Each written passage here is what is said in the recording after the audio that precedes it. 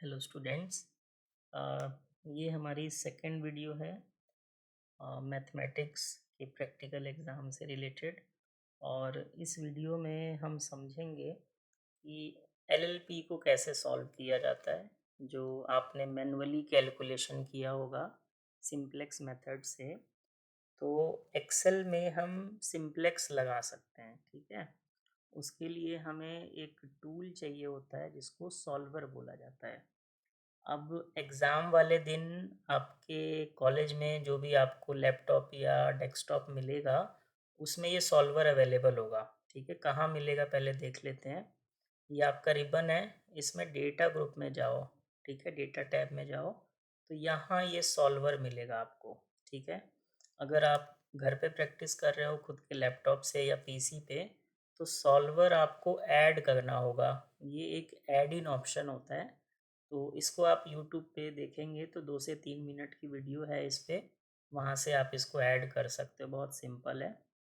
और ऐड करने के बाद ये एनालाइज़ वाले ग्रुप में आपको शो होता है, तो ऐड कर लीजिएगा आप इसको। ऐड करने के बाद का जो प्रोसेस है, कैसे हम सॉल्व करते हैं, वो मैं आपको सिखा रहा हूँ, ठीक है। क्योंकि मेरे में ऑलरेडी एडेड है, तो मैं ऐड करके आपको नहीं दिखा पाऊँगा। अब इसमें हम 3 एग्ज़ाम्पल्स करेंगे, ये तीनों आपके बुक के एग्ज़ाम्पल हैं। पहले मैं आपको एग्ज़ाम्पल 7 बता रहा हूँ, जो एक बेसिक सा एग्ज़ाम्पल है। फिर हम करेंगे एग्ज़ाम्पल 13 और फिर हम एक मिनिमाइज़ेशन का केस करेंगे। मतलब 2 मैक्सिमाइज़ेशन का क्वेश्चन मैं आपको बता रहा हूँ और एक मिनिमाइज़ेशन का क्वेश्चन बता रहा हूँ। ये क्वेश्चन बहुत ही सिंपल होता है और 5 से 10 मिनट में आप इसको कर लोगे, ठीक है, अगर आप समझ गए।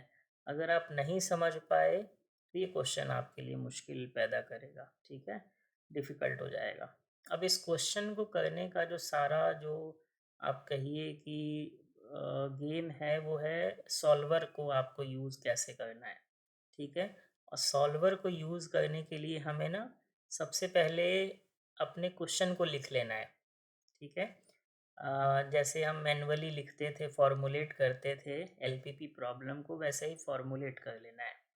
अब एग्ज़ाम में पॉसिबल है कि आपको डायरेक्टली क्वेश्चन दे दिया जाए, जैसे जेड फंक्शन दे दिया, मैक्सिमाइज़ करो जेड को, जेड फंक्शन दे दिया, कांस्टेंट दे दिए। या फिर आपको आपका एग्ज़ामिनर वर्ड प्रॉब्लम भी दे सकता है। तो चाहे वर्ड प्रॉब्लम हो, अल्टीमेटली उससे बनाना हमें यही है, जेड फंक्शन बनाना है और कांस्टेंट बनाने हैं। अगर आपको डायरेक्टली जेड और कांस्टेंट दे रखा है, तो भी आपको ये लिखना ही है, ठीक है। तो अब हम स्टार्ट करते हैं और मैं मान के चलता हूँ कि आपको वर्ड प्रॉब्लम से इनइक्वालिटीज़ लिखना आता होगा, ठीक है, वो आपने प्रैक्टिस किया होगा। अब यहाँ पे हमें करना क्या है, याद रखिए, हमें ना 2 टेबल्स बनानी होती हैं और ये टेबल बनाने का पैटर्न फिक्स है, ठीक है। ये ऐसे ही बनेगा, कोई भी क्वेश्चन आए ऐसे ही बनेगा। बस आप अपने रेफरेंस के लिए ये इनइक्वालिटीज़ और ये सब लिख लीजिएगा एक तरफ साइड में। अब मैं बनाता हूँ कौन कौन सी टेबल बनेगी और इसको आपको याद ही करना पड़ेगा, ठीक है। तो सबसे पहले हम 2 सेल्स में 2 वैल्यूज़ लिखते हैं, ठीक है। तो पहली वैल्यू हम लिखेंगे डिसीजन वेरिएबल। जैसे यहाँ कहीं मैं नाम दे देता हूँ डिसीजन वेरिएबल। ये मैं आपको समझाऊंगा कि मैं क्यों लिख रहा हूँ। इसके ठीक नीचे आप लिख लीजिए कंट्रीब्यूशन, ठीक है, कंट्रीब्यूशन, ठीक है।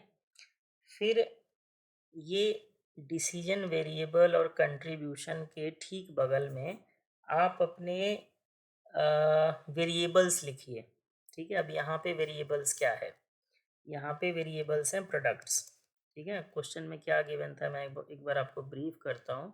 क्वेश्चन में गिवन था कि हम 3 प्रोडक्ट बना रहे हैं, एक्स वाई जेड, ठीक है।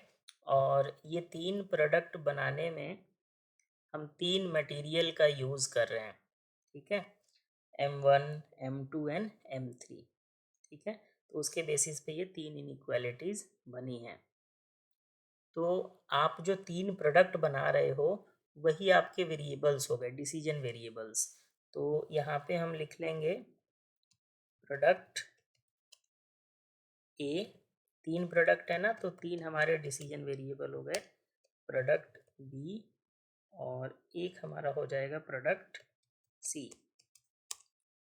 ठीक है, और इसके जस्ट बगल में लिख लीजिए मैक्सिमम प्रॉफिट। अब ये समझो क्या है। देखो, डिसीजन वेरिएबल का मतलब है कि मेरा जो डिसीजन है कि मैक्सिमाइज प्रॉफिट हो या ना हो, मतलब whether my profit will be maximum और not, that will depend upon 3 things, कि मैं ए बी सी का कितना कितना यूनिट बनाऊं, है ना। तो मेरा मेन डिसीजन किस पे डिपेंड करता है कि प्रोडक्ट ए कितना बनाया, बी कितना बनाया, सी कितना बनाया। उसी को हम बोल रहे हैं डिसीजन वेरिएबल रो। ठीक है, ये हमारी एक रो है जो हमारे डिसीजन को अफेक्ट करती है कि कितना कितना हमने बनाया। ठीक है, और इसके जस्ट बगल में हमने लिया है मैक्सिमम प्रॉफिट, वो इसी से डिसाइड होगा कि कितना कितना आपने बनाया। कंट्रीब्यूशन का मतलब है कि आपको इन प्रोडक्ट से कितना प्रॉफिट हो रहा है। ठीक है, अगर आप ए बनाते हो तो कितना हुआ, बी बनाते हो तो कितना हुआ, सी बनाते हो तो कितना हुआ। ठीक है, अब कंट्रीब्यूशन हमें कहाँ से मिलेगा, हमें जेड फंक्शन से मिलेगा। जेड फंक्शन को ध्यान से देखो। जेड फंक्शन कहता है कि 30 रुपीज़ का कंट्रीब्यूशन आपको एक्स से मिलता है, 40 रुपीज़ का वाई से मिलता है और 35 रुपीज़ आपको जेड को बेच के मिलता है। तो हम कंट्रीब्यूशन के सामने अमाउंट लिख लेते हैं जितना जितना मुझे प्रॉफिट मिल रहा है, 30, 40 एंड 35। ठीक है, ये मुझे पता है, ये जेड से मिल गया। ठीक है, अब देखिए डिसीजन वेरिएबल हमेशा ब्लैंक छोड़ा जाता है। जो 3 सेल आपको दिख रहे हैं ये हमेशा हम ब्लैंक छोड़ेंगे, क्यों? क्योंकि ये हमें सिंपलेक्स फिल करके देगा। आप जब मैनुअल कैलकुलेशन करते थे तो याद करिए, आपका जो फिजिबल सॉल्यूशन आता था वो हम टेबल से निकालते थे, है ना। बेसिक वेरिएबल के राइट साइड में जो वैल्यू आती थी वो टेबल से आती थी। सिमिलरली यहाँ पे जो कितना कितना हम बनाएं ये हमें सॉल्वर निकाल के देगा। तो हमें ये 3 सेल ब्लैंक छोड़ने हैं, हमें बस कंट्रीब्यूशन फिल कर लेना है, पहली बात। दूसरी बात, ये जो मैक्सिमम प्रॉफिट का सेल है इसको भी आप मार्क कर दीजिए, ग्रीन से कर दीजिएगा। यहाँ पे मैक्सिमम प्रॉफिट निकाल के तो हमें सॉल्वर देगा, बट सॉल्वर को ना हमें इसका फॉर्मूला लगा के देना पड़ेगा। अब मैक्सिमम प्रॉफिट बना कैसे है समझो। मैक्सिमम प्रॉफिट बना है कंट्रीब्यूशन इनटू प्रोडक्ट ए कितना बनाया हमने, then contribution of product B into B कितना बनाया, then contribution of product C into C का कितना यूनिट बनाया।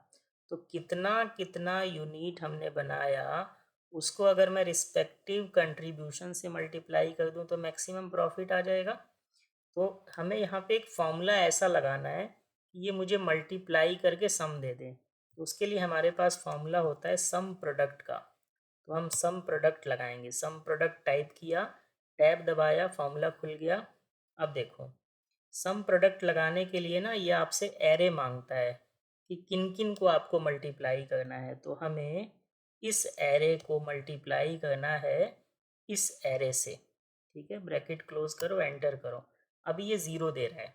अब मैं आपको समझाने के लिए इसको फिल करता हूँ, बट आप लोग फिल मत करिएगा, बस समझाने के लिए थोड़ी देर के लिए मानो कि प्रोडक्ट ए मैंने बनाया 10 यूनिट्स, बी बनाया 5 यूनिट्स और सी बनाया 20 यूनिट्स एग्जाम्पल के लिए। तो ये मैक्सिमम प्रॉफिट कैसे निकला, देखो 10 इंटू 300 आ गया, प्लस 5 इंटू 40 200 आ गया, 500 हो गया, और 20 इंटू 35 तो ये 700 हो गया। तो सम कितना आ गया, 1200। तो ये जो हम मैनुअली कैलकुलेट करते इसी के लिए मैंने एक फॉर्मूला लगा दिया सम प्रोडक्ट। सम प्रोडक्ट क्या कर रहा है, आपको इसका प्रोडक्ट प्लस इसका प्रोडक्ट प्लस इसका प्रोडक्ट, इसका रिजल्ट दे रहा है। ठीक है, अब इसको ब्लैंक कर देते हैं क्योंकि ये मुझे ब्लैंक ही चाहिए। बस ये फॉर्मूला कैसे लगा ये आपको समझ आना चाहिए। सम प्रोडक्ट फंक्शन लगाया, ये सेल सेलेक्ट किया, कॉमा देके ये सेल सेलेक्ट किया। अब ये हमारी जो पहली टेबल है जिसको आप डिसीजन वेरिएबल टेबल बोलो या मैक्सिमम प्रॉफिट टेबल बोलो, ये बन गया। इसके ठीक नीचे हमें एक टेबल बनानी होती है जिसको आप रिसोर्स टेबल बोल लो, ठीक है। तो रिसोर्स टेबल में आपको क्या करना है, सबसे पहले कॉलम में लिखना है रिसोर्स। ये हमारे पास कौन कौन से रिसोर्सेज हैं। तो हमारे पास 3 टाइप के मटेरियल थे इस एग्जांपल में, बुक का एग्जांपल है, वहाँ पे देखोगे तो M1, M2 और M3 3 टाइप का मटेरियल था। तो हमने रिसोर्सेज वाला कॉलम बना लिया। फिर रिसोर्सेज के जस्ट बगल में आपको लिखना है कि ये रिसोर्सेज किस लिए कंज्यूम हो रहे थे, कौन कर रहा था इनको कंज्यूम। तो ये 3 प्रोडक्ट जो थे वो इन रिसोर्सेज को कंज्यूम कर रहे थे, तो ऊपर से कॉपी कर लिया हमने। अब कितना कितना कंज्यूम कर रहे हैं ये आपको इस इक्वेशन इनइक्वालिटी से पता चलेगा, ठीक है।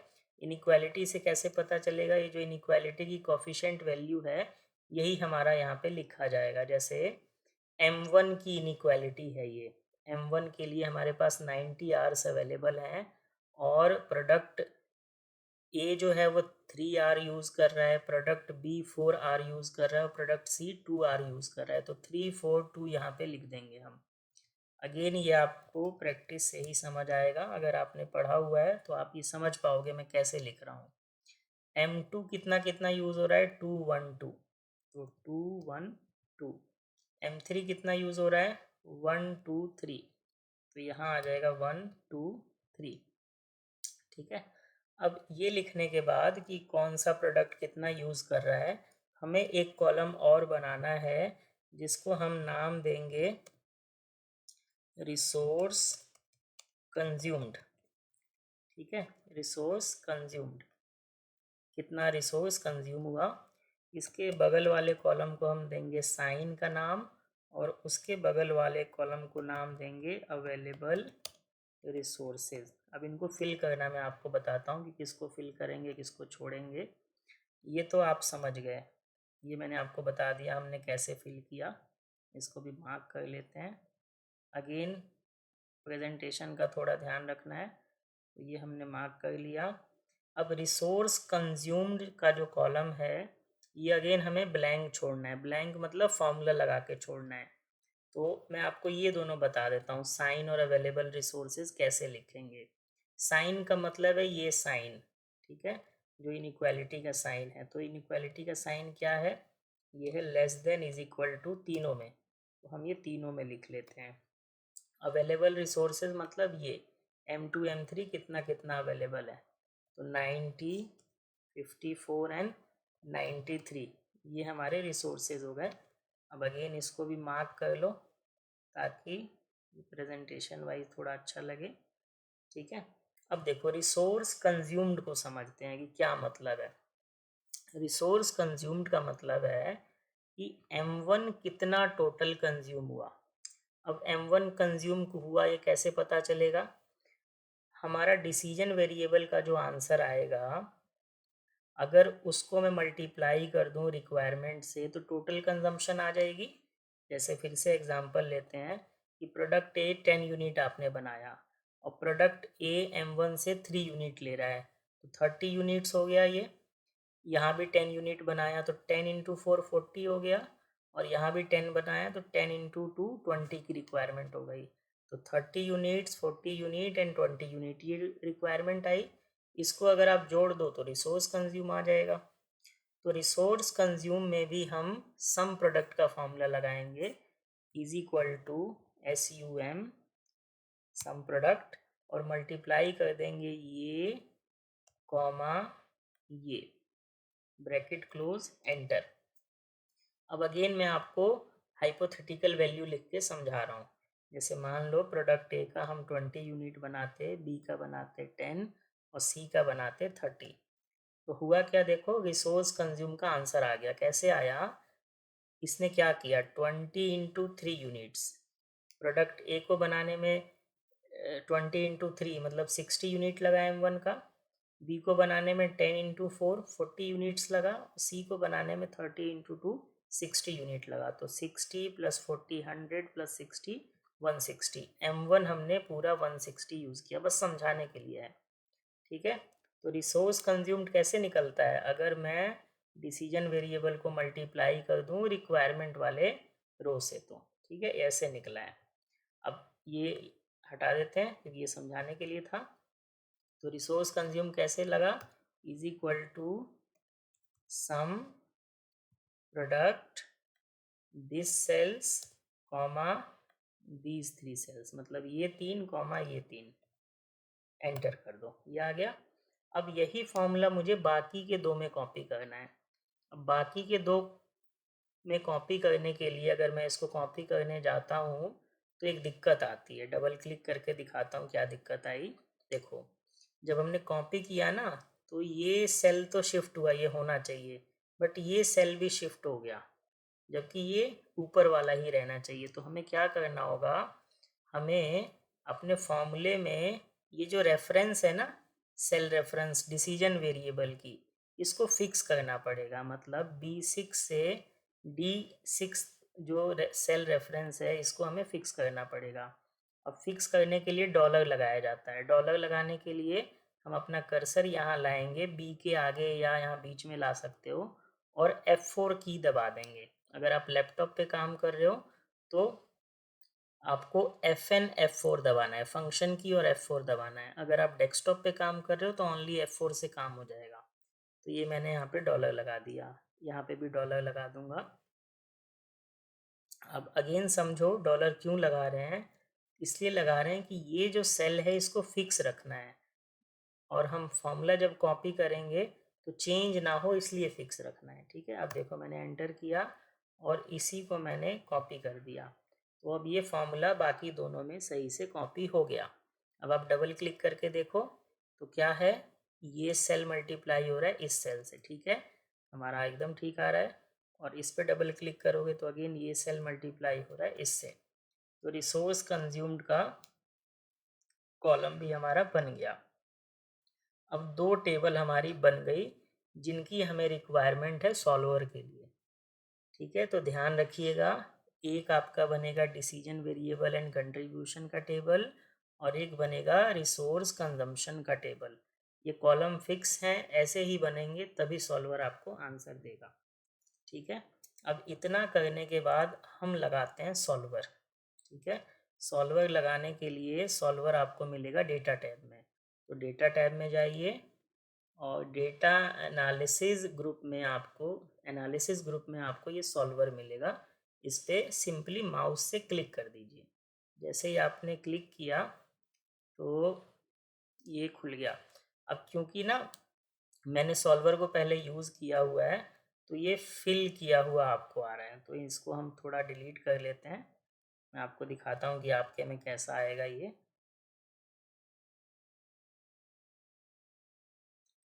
जब आप इसको फर्स्ट टाइम ओपन करेंगे ना तो ये कुछ ऐसा आएगा। हाँ, ये ऐसा आएगा, देखिए ये सॉल्वर टेबल एक मतलब सॉल्वर का एक पॉपअप बॉक्स ओपन होगा, डायलॉग बॉक्स, और इसमें ये कुछ चीज़ें आपसे मांगेगा। अब इसको बड़े आराम से समझते हैं। सबसे पहले सॉल्वर आपसे पूछता है, मैं इसको साइड में कर लेता हूँ। साइड करने के लिए आप माउस से इसको सेलेक्ट करके मूव कर सकते हैं। ठीक है, तो साइड में कर लेते हैं थोड़ा।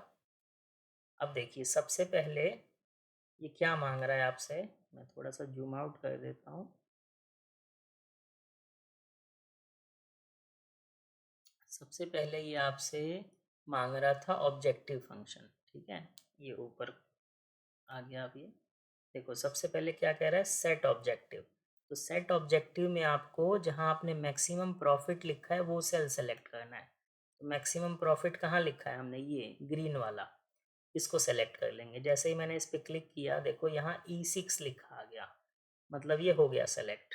ठीक है, इसके बाद सॉल्वर आपसे पूछता है कि आपको क्या करना है, मैक्सिमाइज़ करना है, मिनिमाइज़ करना है। तो हम मैक्सिमाइज़ पे क्लिक करेंगे क्योंकि मैक्सिमाइज़ का क्वेश्चन था। फिर आपसे सॉल्वर पूछता है कि आप किन सेल्स को वेरिएबल सेल्स मान रहे हो। ठीक है, चेंजिंग वेरिएबल सेल्स का रेफरेंस पूछ रहा है। तो वेरिएबल सेल्स हमारे डिसीजन वेरिएबल वाले ये हैं 3, तो इनको हम सेलेक्ट कर लेंगे। अगेन माउस से क्लिक करके सेलेक्ट कर लो। ठीक है, तो ये दिख जाएगा B6 से D6। ये देखो ये B6 से D6 तक आ गया यहाँ पे, तो ये भी ठीक हो गया। इसके बाद सॉल्वर आपसे पूछता है कि कंस्ट्रेंट सेलेक्ट करो। तो कंस्ट्रेंट सेलेक्ट करने के लिए अपना कर्सर यहाँ लाइए, क्लिक कीजिए इस पर, तो ये ऐसा निशान आ जाएगा, मतलब यहाँ आ गया कर्सर। अब हमें जाना है ऐड पे, ये ऐड पे जाएंगे, ऐड पे क्लिक करेंगे। जैसे ही आपने ऐड पे क्लिक किया एक छोटा सा डायलॉग बॉक्स आया। अब इसको थोड़ा साइड में कर लो माउस से सेलेक्ट करके, ठीक है। अब ये डायलॉग बॉक्स आपसे तीन चीज़ें पूछता है, सेल रेफरेंस, ठीक है। तो सेल रेफरेंस में आपको ना ये सेलेक्ट करना है रिसोर्स कंज्यूम्ड, मतलब लेफ्ट हैंड साइड, इसको लेफ्ट हैंड साइड बोलते हैं, cell reference of left hand side. फिर आपको कहता है साइन बताओ, तो ये साइन है हमारे, और बताता है कांस्टेंट की वैल्यू पूछता है, तो ये कांस्टेंट की वैल्यू है। अब कैसे सेलेक्ट करना है ध्यान से समझिए। सेल रेफरेंस में आके क्लिक कर दीजिए, ये ब्लिंक हो रहा है मतलब कर्सर हमारा यहाँ है। सेल रेफरेंस हम देंगे इसका, रिसोर्स कंज्यूम्ड का। तो ये तीनों को सेलेक्ट कर लेंगे एक साथ। अब तीनों को एक साथ इसलिए कर रहे हैं क्योंकि तीनों का साइन एक जैसा है। अगर साइन अलग अलग होता तो 1 बाई 1 करते, वो भी मैं करके दिखाऊंगा जब मिनिमाइज वाले में चलेंगे, वहाँ अलग अलग साइन है। तो तीनों को एक साथ सेलेक्ट किया। याद रखना केवल उन सेल को सेलेक्ट करना जिसमें ज़ीरो है, रिसोर्स कंज्यूम्ड को मत कर लेना, ठीक है। ये तीन सेल सेलेक्ट होंगे। फिर साइन का ध्यान रखो, साइन कैसा है यहाँ पे, लेस देन इक्वल टू का, तो यहाँ पे हम less than equal to already selected है, रहने देंगे। कंस्टेंट पे जाएंगे, कंस्टेंट पे क्लिक किया और ये हमारे कंस्टेंट्स हैं, इनको सेलेक्ट कर लिया। अब तीनों जब सेलेक्ट कर लोगे तो ओके पे आ जाओ। अब यहाँ देखो बाई चांस ठीक से सेलेक्ट नहीं हुआ या कुछ गलत हो गया तो डिलीट करके डिलीट कर सकते हो, ठीक है, और वापस से सेलेक्ट कर सकते हो। ये जब सेलेक्ट कर लोगे फिर नीचे आना, नीचे आपसे एक ऑप्शन है make unconstrained variable non negative, इसको टिक कर लेना, ठीक है, ताकि आंसर नेगेटिव में ना आए। फिर बाई चांस कभी कभी ना यहाँ पे GRG नॉन लीनियर होता है सेलेक्टेड, तो इसको यहाँ से क्लिक करके ड्रॉप डाउन पे सिंप्लेक्स LP करना हमेशा, क्योंकि हमें सिंप्लेक्स से सॉल्व करना है, ठीक है। उसके बाद ये सॉल्व पे क्लिक कर लेना। जब ये आप सारा काम कर लोगे, ऑब्जेक्टिव का रेंज दे दोगे, मैक्सिमम सेलेक्ट कर लोगे, चेंजिंग वेरिएबल का सेल सेलेक्ट कर लोगे, कंस्ट्रेंट दे दोगे, तो सॉल्व पे क्लिक करना है। सॉल्व पे क्लिक करने के बाद आपको कुछ नहीं करना, बस ओके करना है, बाकी कुछ चेंज मत करना, ओके करना। तो देखो जैसे ही हमने ओके किया ये मेरा आंसर आ गया, देखो इसने मैक्सिमम प्रॉफिट भी निकाल दिया और ये जो हमारा डिसीजन वेरिएबल सेल था ये भी निकाल दिया, और रिसोर्स कंज्यूम्ड हमारा ऑटोमेटिकली आ गया क्योंकि फॉर्मूला लगा रखा था हमने। तो सॉल्वर ने ये तीन चीज़ें कैलकुलेट की हैं, ये फॉर्मूले से ऑटोमेटिकली आया, ये फॉर्मूले से ऑटोमेटिकली आया।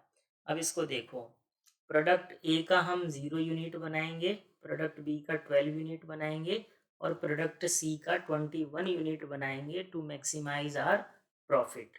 और यहाँ रिसोर्स कंजम्पशन है कि कितना कितना कंज्यूम हुआ, M1 पूरा कंज्यूम हो गया, M2 भी पूरा कंज्यूम हो गया और M3 हमारा अभी अंडर यूटिलाइज्ड है, 93 में से 87 हमने कंज्यूम किया। तो बस ये आपका आंसर आ गया। आप आपको बस इसको इतना ही छोड़ देना है, या फिर आप नीचे चाहो तो एक लाइन लिख सकते हो कि प्रोडक्ट ए हम 0 यूनिट बनाएंगे, प्रोडक्ट बी 12 यूनिट बनाएंगे, प्रोडक्ट सी हम 21 यूनिट बनाएंगे और मैक्सिमम प्रॉफिट हमारा 1215 होगा। तो कैसे लिखोगे, एक्स लिख दोगे कि एक्स को 0 बनाया हमने, वाई बनाया 12 यूनिट्स, जेड बनाया 21 यूनिट्स और हमारा मैक्सिमम प्रॉफिट जो आया वो आ गया 1215। आप ये लिख भी सकते हैं या टेबल ऐसे भी छोड़ सकते हैं, टीचर समझ लेगा। तो ये हो गया हमारा मैक्सिमाइजेशन का एक छोटा सा प्रॉब्लम एग्जाम्पल 7 कि कैसे करेंगे।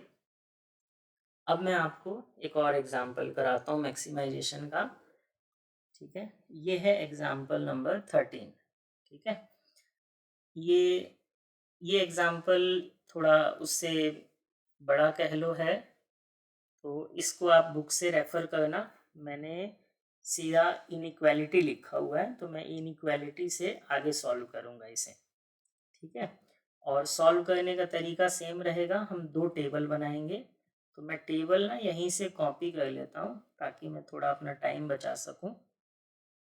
जो जो मुझे ऐड करना होगा वो मैं ऐड कर दूँगा, या जो डिलीट करना होगा डिलीट कर दूँगा।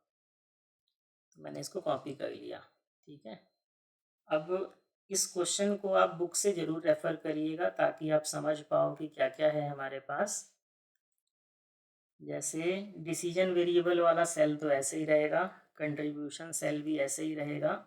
प्रोडक्ट ए बी सी की जगह हम देखते हैं कि हम क्या बना रहे हैं। क्वेश्चन में आप देखोगे ना, तो वहाँ पे 3 चीज़ें हम बना रहे हैं। एक हम बना रहे हैं चेयर, सॉरी एक हम बना रहे हैं डेस्क। चेयर सेकंड आइटम है तो डेस्क, देन हम सेकंड प्रोडक्ट बना रहे हैं चेयर, और थर्ड प्रोडक्ट हम बना रहे हैं बुक शेल्फ। ये बुक से मैं लिख रहा हूँ। देन मैक्सिमम प्रॉफिट ऐसे ही रहेगा, ये सेल, ठीक है। ये डिलीट कर दो क्योंकि ये कैलकुलेटेड था।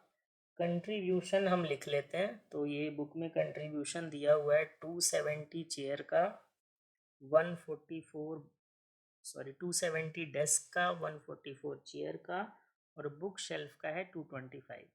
अगर आपके पास बुक नहीं है तो आप यहाँ से देखो, मैंने यहाँ लिखा हुआ है z फंक्शन जो है वो हमारा कंट्रीब्यूशन हमें देता है। तो 277 x से मिला, 144 y से मिला, 225 z से मिला, ठीक है। एक्स वाई जेड हमारे 3 प्रोडक्ट हैं, desk chair and book shelf, ठीक है। तो यहाँ से हमने लिखा, डिसीजन वेरिएबल को ब्लैंक छोड़ा, और यहाँ हमने फॉर्मूला लगा दिया सम प्रोडक्ट का।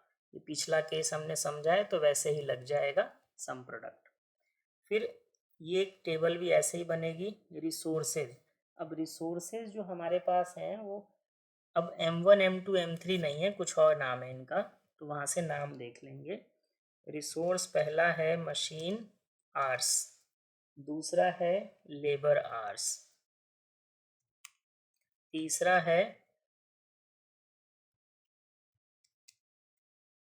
है हमारा फ्लोर स्पेस।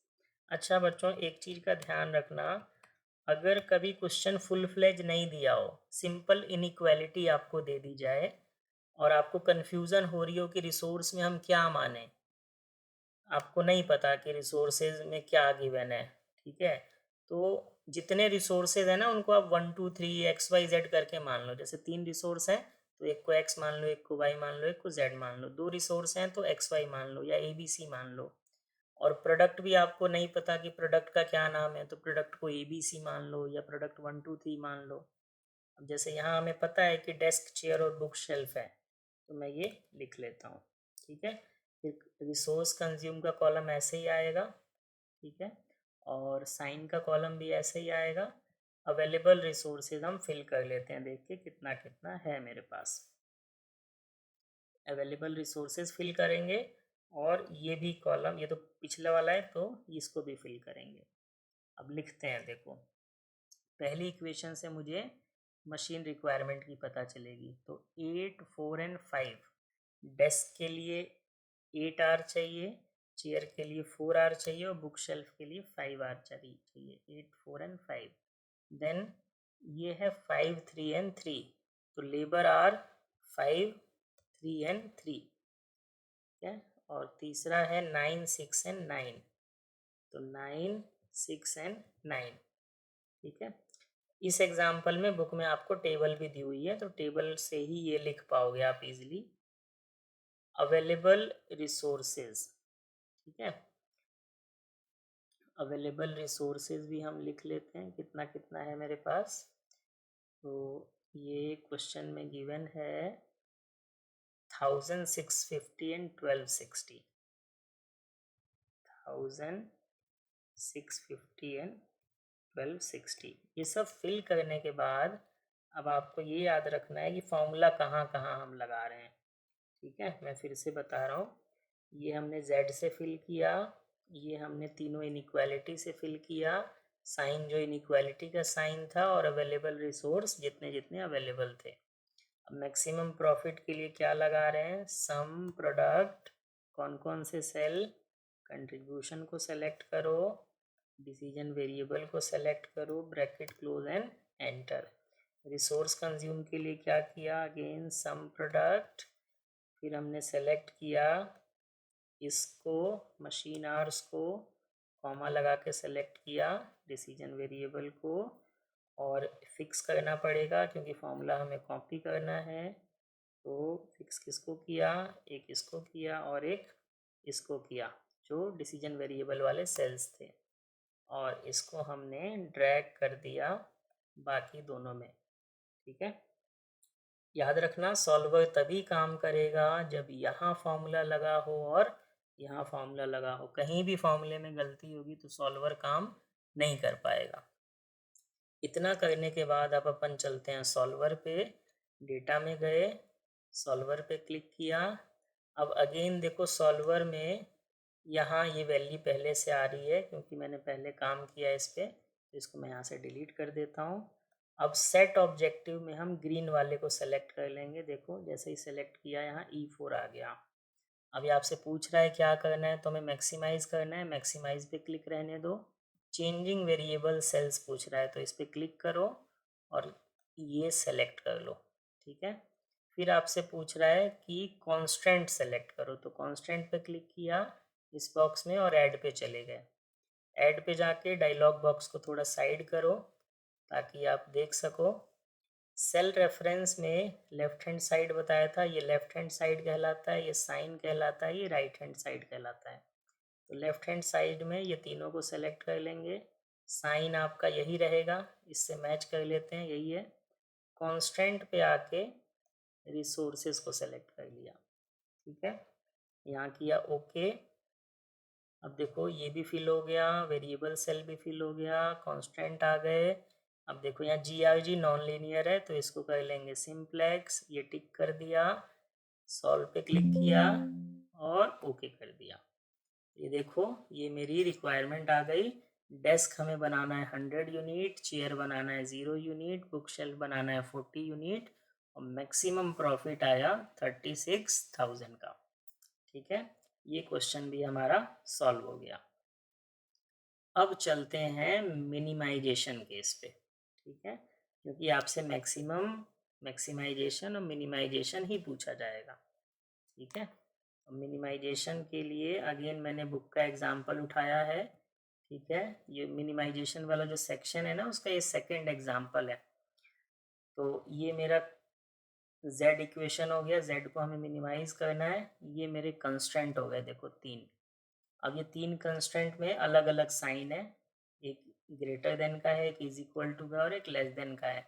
तो इससे थोड़ा आपको ये भी समझ आ जाएगा कि अगर मिक्स कंस्ट्रेंट का क्वेश्चन आता है तो कैसे करना है, सॉल्वर में कैसे करेंगे। ठीक है, तो सेम प्रोसेस है, टेबल बनाएंगे। टेबल में कॉपी कर लेता हूँ वहीं से। टेबल में हो सकता है कुछ चीज़ें हमें हटानी पड़े, कुछ ऐड करनी पड़े, तो वो हम क्वेश्चन की रिक्वायरमेंट के हिसाब से कर लेते हैं। ठीक है, अब देखिए टेबल में ले आया। अब टेबल में से कुछ कुछ चीज़ें मैं डिलीट कर देता हूँ, जैसे ये सब मुझे अभी नहीं पता, हटा दिया मैंने। ये भी मुझे नहीं पता, हटा दिया। मुझे नाम नहीं पता इनके, नाम में हटा देता हूँ। मुझे रिसोर्सेज के टाइप्स भी नहीं पता, ये भी मैंने हटा दिया। साइन भी हटा देते हैं, अवेलेबल ये भी हटा देते हैं, फॉर्मूला भी मैं हटा ही देता हूँ, वापस से लगा के आपको सिखाऊंगा।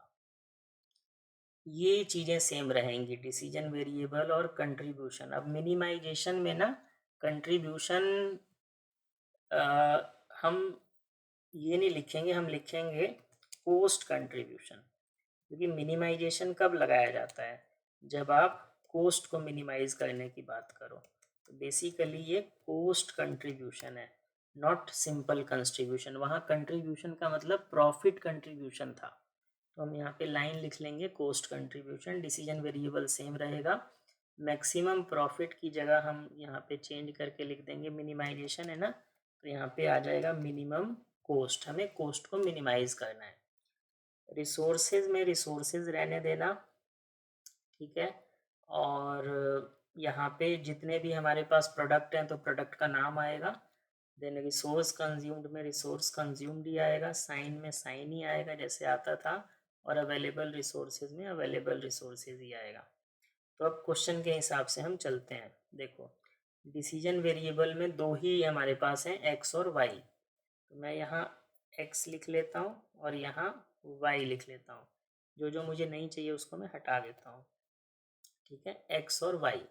रिसोर्स जो है ये कौन कौन यूज़ करेगा, again X and Y use करेंगे। रिसोर्सेज कितने हैं कैसे पता चलेंगे, जितने इनइक्वालिटी है उतने रिसोर्सेज हैं। जैसे 3 इनइक्वालिटी है मतलब 3 रिसोर्सेज हैं मेरे पास। अब रिसोर्स मुझे नहीं पता नाम रिसोर्स का क्या है, तो मैं रिसोर्स को ए बी सी मान लेता हूँ। ए बी सी की 3 रिसोर्सेज हैं, ए बी सी। ठीक है, और ये यूज़ हो रहा है, एक्स वाई इनको यूज़ कर रहा है। ठीक है, फिर रिसोर्स कंज्यूम का कॉलम आ गया, साइन आ गया। अब अवेलेबल रिसोर्सेज लिख लेते हैं, 27, 21 एंड 40। यहाँ से आ जाएगा 27, 21 एंड 40। ठीक है, साइन देखो, साइन क्या क्या आ जाएगा।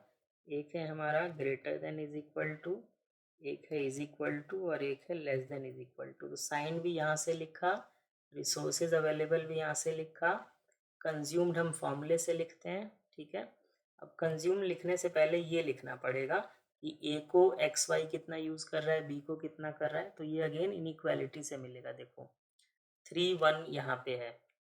ठीक है, रिसोर्स 1 से रिलेटेड कोफिशिएंट वैल्यू है 3 एंड 1। तो यहाँ पे लिखेंगे 3, यहाँ 1 आ जाएगा। फिर है 1, 1, तो 1, 1 और फिर है 1, 2 कोफिशिएंट वैल्यू, तो 1 एंड 2।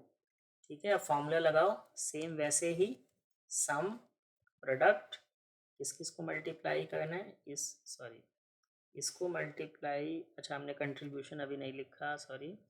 कंट्रीब्यूशन लिख लेते हैं पहले। कंट्रीब्यूशन मतलब कोस्ट कंट्रीब्यूशन 8 एंड 4। तो यहाँ आ जाएगा 8 और यहाँ आ जाएगा 4, मतलब एक्स को बनाने में 8 रुपये का खर्चा है, वाई को बनाने में 4 रुपये का खर्चा है। ठीक है, अब आ जाओ मैक्स मिनिमाइजेशन पे, लिखते हैं formula is equal to sum product. पहले किसको सेलेक्ट करेंगे, इसको, कॉमा का साइन देंगे, पहले सेलेक्ट करेंगे इसको, कॉमा का साइन लगाया, फिर करेंगे इसको ब्रैकेट क्लोज, एंटर। ये 0 आ गया। ठीक ठीक आ गया। फिर रिसोर्स कंज्यूम कैसे निकालते थे, ये सेल मल्टीप्लाई बाय ये सेल, वही सम प्रोडक्ट लगा दो, is equal to sum product this cell comma this cell bracket close. अब अगेन हमें डिसीजन वेरिएबल को फिक्स करना है, तो F4 कर देंगे प्रेस, और यहाँ भी आके 4 प्रेस कर देंगे, एंटर करेंगे, और इसी फॉर्मूले को मैं कॉपी कर लूँगा आगे के सेल्स में। ठीक है, अब आप देखेंगे हमने साइन लिख लिया, रिसोर्सेज लिख लिया, रिसोर्स कंज्यूम्ड में फॉर्मूला लगा दिया, मिनिमम कॉस्ट पे फॉर्मूला लगा दिया। अब हम चलते हैं सॉल्वर पे। ठीक है, again go to data tab, then go to solver, click करो इस पे। अब देखो अगेन ये हम दोबारा यूज़ कर रहे हैं तो फिल करके दे रहा है, इसको यहाँ से हटाते हैं। सेट ऑब्जेक्टिव में ग्रीन वाले सेल को सेलेक्ट करेंगे जहाँ मिनिमम कॉस्ट का फॉर्मूला लगाया है। अब यहाँ ध्यान रखना, अब ये मिनिमाइजेशन का केस है, तो यहाँ मिन को सेलेक्ट करेंगे। चेंजिंग वेरिएबल में अगेन वही प्रोसेस, डिसीजन वेरिएबल को सेलेक्ट करेंगे। सब्जेक्ट टू कांस्टेंट वही प्रोसेस, ऐड पे क्लिक करो। अब यहाँ ध्यान से समझना, ऐड पे क्लिक करने के बाद अब यहाँ क्या चेंज हो रहा है कि सबके लिए अलग अलग साइन है, तो हम एक साथ तीनों को सेलेक्ट नहीं कर पाएंगे, 1 बाई 1 करना पड़ेगा। तो हम पहले करेंगे रिसोर्स 1 को, 0 सेलेक्ट किया, साइन देखो क्या है, ग्रेटर देन इक्वल्स टू, तो ग्रेटर देन इक्वल्स टू कर दो, कंस्टेंट में 27 सेलेक्ट कर दो। ये करने के बाद ऐड पे क्लिक नहीं करना, आपको ध्यान रखना है, ओके करना है। जैसे ही ओके करोगे तो ये पहला वाला सेलेक्ट हो गया। ठीक है, सही है। अब ऐड पे चलो, ऐड पे जाके दूसरे वाले को सेलेक्ट करना है, तो सेल रेफरेंस में 0, साइन वापस से अब इक्वल्स टू का कर देंगे, और कंस्टेंट में 21, अगेन प्रेस ओके। तो ये दूसरा भी आ गया। फिर से ऐड पे क्लिक करो, सेल रेफरेंस में ये तीसरा 0, साइन में अब ये साइन यही रहेगा, और कांस्टेंट में चल के हम 40 सेलेक्ट कर लेंगे, प्रेस कर देंगे ओके। तो ये तीनों सेलेक्ट हो गए। अगर कोई दिक्कत हो रही है सेलेक्ट करने में, कुछ गलत हो गया तो डिलीट करके वापस से ऐड करोगे तो हो जाएगा। ये टिक रहने देना। GRG नॉन लीनियर को सिंप्लेक्स कर देंगे, प्रेस करेंगे सॉल्व पे और ये ओके कर देंगे। अब देखो क्या आ गया आंसर। हमें x का 3 यूनिट्स बनाना है, y का 18 यूनिट्स बनाना है और इतना बनाएंगे तो हमारा कॉस्ट मिनिमम आएगा विच इज़ 96। ठीक है।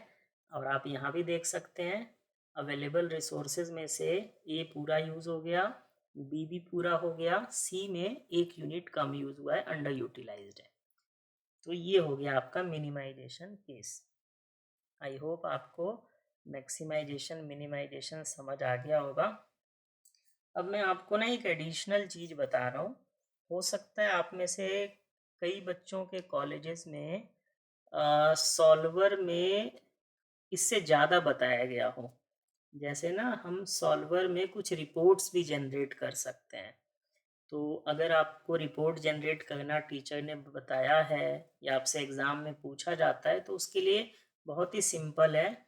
जब हम सॉल्वर रन करते हैं तो एक ऑप्शन होता है, उसको टिक करना होता है, बस टिक कर दोगे रिपोर्ट आ जाएगा। तो मैं एक में लगा के आपको दिखाता हूँ। जो हमने पहला क्वेश्चन किया था उसी पे चलते हैं और मैं इसको डिलीट कर देता हूँ। ठीक है। अब ये वापस से हम उसी पोजीशन में आ गए। ठीक है। अब डेटा पे गए, सॉल्वर पे गए। अब इसने सेलेक्ट कर रखा है, देखो सेट ऑब्जेक्टिव भी सेलेक्ट कर रखा है, मैक्सिमम पहले से सेलेक्टेड है, चेंजिंग सेल भी सेलेक्टेड है और हमारा ये कांस्टेंट भी सेलेक्टेड है। ठीक है। तो अब सॉल्वर को हम रन करते हैं सिंपली। यहाँ पे सॉल्व पे क्लिक करो। अब देखो इस पेज पे अभी तक हम क्या कर रहे थे, ओके कर रहे थे, बट अभी आपको रुकना है। ठीक है। जब आपको रिपोर्ट चाहिए होगा ना तो ओके करने से पहले इन तीनों पे क्लिक करना। देखो आंसर पे, सेंसिटिविटी पे और लिमिट्स पे। ठीक है। तीनों पे क्लिक करके ओके तब प्रेस करना। ठीक है। ओके जैसे ही प्रेस करोगे आंसर वैसे ही ये निकाल देगा। और इसके साथ इसने क्या किया, देखो 3 रिपोर्ट्स बना के दी आपको। एक इसने report the answer report. Answer report में देखो क्या बता रहा है आपको, ये डिसीजन वेरिएबल का मैक्सिमम प्रॉफिट विच इज़ 1215, ये वहाँ आया था, यहाँ डिटेल में दे रहा है। फिर इसने वेरिएबल सेल्स बताए कि कितना कितना बनाना है। तो प्रोडक्ट बी हमें 12 यूनिट बनाना है, प्रोडक्ट सी 21 यूनिट्स बनाना है, ए बनाना है 0। ठीक है। फिर इसने बताया कि रिसोर्स कंज्यूम कितना कितना हुआ। तो रिसोर्स M1 पूरा कंज्यूम हो गया, M2 भी पूरा कंज्यूम हो गया और M3 जो है उसमें 6 यूनिट अभी बचा हुआ है। तो ये इसने आंसर दे दिया रिपोर्ट 1। फिर सेंसिटिविटी रिपोर्ट करके ये आपको बताता है। ठीक है। सेंसिटिविटी रिपोर्ट में ये आपको कुछ कुछ वैल्यूज़ देता है कि अगर हम प्रोडक्ट ए को कम बनाएं या ज़्यादा बनाएं तो क्या आएगा उसका इफ़ेक्ट।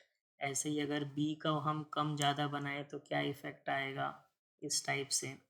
और लिमिट रिपोर्ट में आपको अगेन ये अपर लिमिट, लोअर लिमिट और ऑब्जेक्टिव फंक्शन का रिज़ल्ट बताता है। ठीक है। और ये तो हमारा मेन आंसर था ही।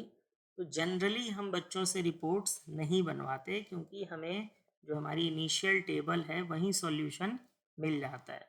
बट अगर आपसे एग्ज़ाम में रिपोर्ट बनाने के लिए बोला जाए तो क्लिक कर देना, तीनों रिपोर्ट ऑटोमेटिकली जनरेट हो जाएगा और इसके आगे आपको कुछ नहीं करना, यहीं पे क्वेश्चन को छोड़ देना है। ठीक है। तो आई होप आपको LPP समझ आ गया होगा। और इसमें मैंने आपको 3 टाइप के क्वेश्चन कराए हैं, 2 मैक्सिमाइजेशन, 1 मिनिमाइजेशन। तो आप इसको कर सकते हैं अब आप इजीली। कोई अगर आपको प्रॉब्लम आती है वाइल सॉल्विंग LPP या मैट्रिक्स तो आप कमेंट सेक्शन में पूछ सकते हैं। ठीक है। या आप मेरे को मैसेज भी कर सकते हैं व्हाट्सएप पे, तो मैं आपको रिप्लाई दे दूँगा। Thank you for the watching.